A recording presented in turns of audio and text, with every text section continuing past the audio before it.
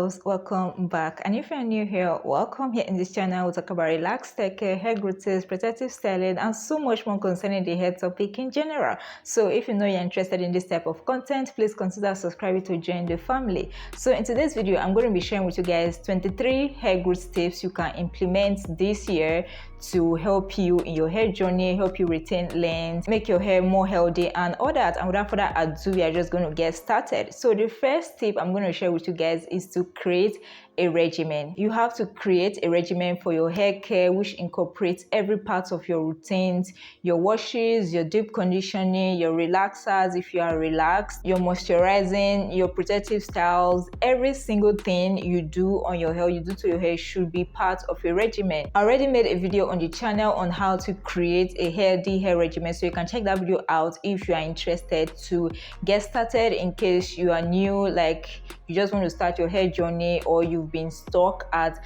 shoulder length or at a particular length for a long time and you don't know how to get started. So creating a hair regimen is going to go a long way. And it's not just about creating a regimen, the regimen has to be healthy. So like I said, it's going to include every single thing you do to your hair, and also the frequency of the routines. For example, how frequently you trim your hair, how frequently you relax your hair, how many times you are going to relax your hair in a year, and all that. So create a healthy hair regimen for yourself or for your hair if you haven't done that already. Now moving on, the next tip I'm going to be talking about is clarify your hair. You know, previously, before, like until 2 years ago, no, until last year, I haven't been clarifying my hair, and there's a huge difference. Like you see a huge difference between when you clarify your hair and when you don't, because there are some build-up that simple shampoos can't take care of, even when the shampoos have sulfate. So you have to clarify your hair every once in a while, and that is where the use of a clarified shampoo comes in. I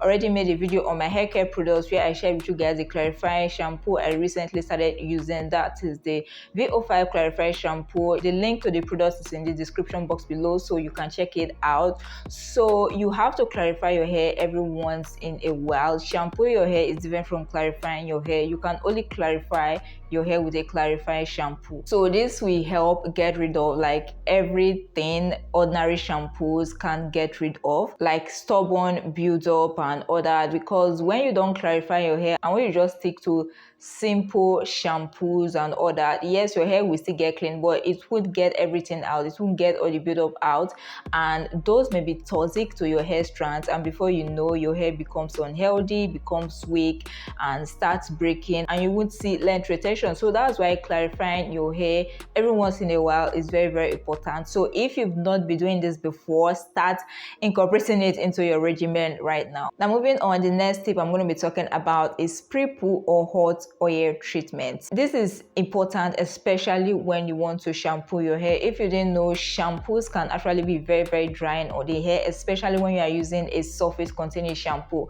So pre-pooing or doing the hot oil treatment prior to shampooing or washing your hair actually limits or reduces the drying effect the shampoo is going to have on your hair. So you are sort of like creating a cushion or an extra layer of oil to limit that drying effect on your hair. I also have a video on my channel on how to pre-poo your hair, so you can check that out if you are interested. Now, they are called pre-poo or hot oil treatments for a reason. They are supposed to be done before a shampoo routine or before washing your hair. First of all, it's a hot oil treatment because the oil has to be warmed. I showed that in my video as well. So you basically heat up the oil, warm the oil, because basically heat opens up the pores of your hair. So when you use this on your hair, it opens up the pores of your hair shaft to make the product penetrate faster and all that. So you get a faster result and a faster effect with a hot oil treatment compared to just coating your hair with the oil without heating.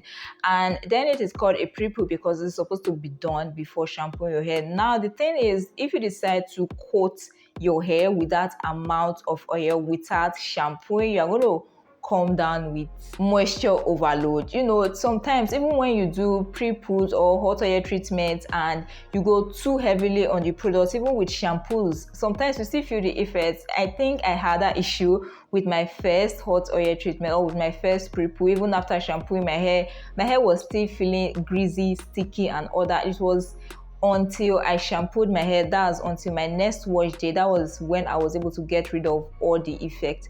So you want to make sure that when you want to pre-poo your hair, you plan to shampoo your hair. Now moving on, the next tip I'm going to be talking about is protein treatment. If a protein treatment is not part of your hair regimen or is not part of your hair routines, then it is very, very wrong, because the proteins are the bonds of the hair. It's basically what builds up the bonds of the hair, basically what gives the hair its strength, what makes it withstand stress. So basically, the more protein your hair has, the stronger it is, and the less protein it has, the lesser it is. So that's why with time, if you are not incorporating protein treatments into your hair regimen, your hair will become weaker, and before you know, it starts breaking and you won't get length retention. So that's why protein treatments are a crucial part of your hair regimen. There are different forms of protein treatment. There are mild forms, strong forms of protein treatment. Basically, I have been using a mild to moderate form of protein treatment for my hair, but I'm planning to do a strong protein treatment during my next wash day routine, so just stay tuned for that. So whether mild, moderate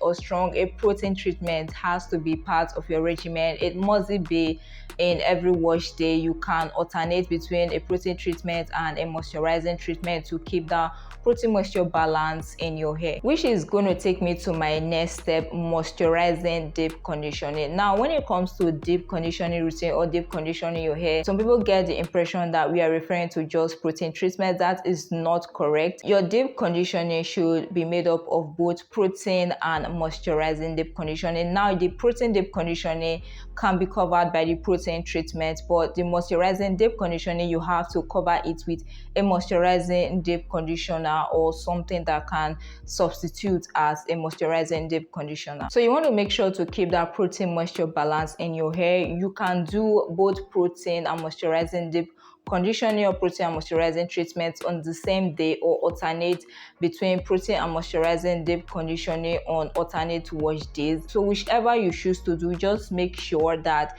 your hair is in a balanced state, protein and moisture wise, because when you deprive your hair of moisture, your hair gets protein overload and then it becomes too strong, stiff, not elastic, breaks easily and all that. So too much protein without moisture can also be detrimental to the hair. On the other hand, if you are using just moisturizing deep conditioners without using a protein deep conditioner, your hair is going to get moisture overload, becomes weak, lean, sticky, stretchy, and breaks easily. So being on both ends of the spectrum is not healthy for the hair. So that is why you have to try as much as possible to keep that protein moisture balance. Now moving on, the next thing I'm going to be talking about is experiment when your current regimen is not working. Now it won't be wise or it won't be healthy for your hair when you keep doing the same thing over and over, even when you know that it is not working for your hair. For example, if you are using a particular protective style,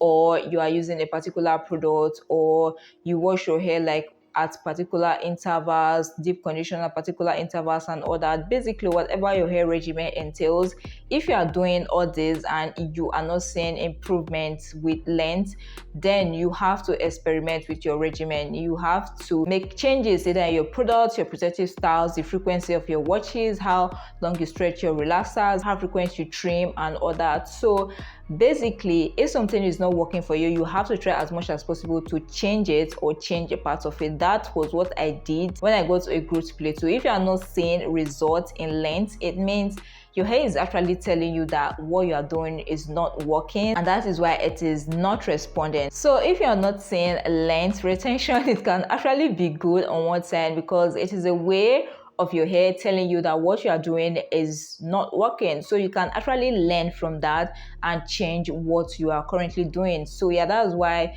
it is very crucial to experiment when your current regimen is not working. Now moving on, the next tip I'm going to be talking about is use protective styles compatible with your hair. Not every protective style is protective, and not every protective style that is supposed to be protective may be protective on your hair, depending on your hair type. Now let me explain. For example, if you have a combination of fine hair, low density hair, and your hair is weak at the moment and it's probably protein deprived, you have no business, or you may have no business installing protective styles with extensions, because your hair is not even strong enough on its own. Then you want to add like more stress, more pressure and all that, because using extensions on your hair, if your hair is not healthy enough to take the stress or the tension of the extensions can actually be detrimental to your hair. So that's why before installing protective styles, you have to make sure your hair is strong enough to withhold the stress, to withhold the tension and all that. And another thing is the density of the protective styles. On no account must your protective style, whatever the protective style, wig, sewing, crochet, any protective style at all,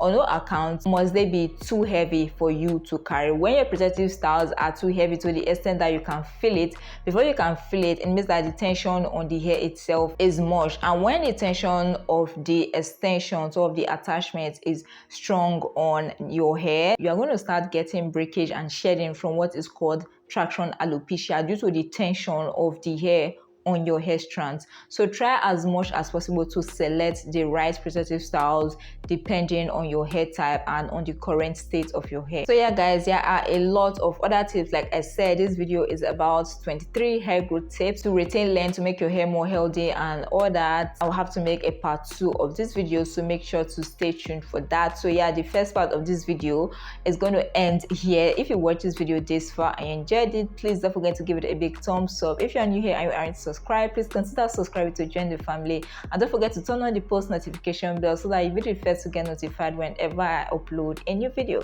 So yeah guys, that's it for today's video. Thank you so much for watching, and I'll see you in my next video. Bye.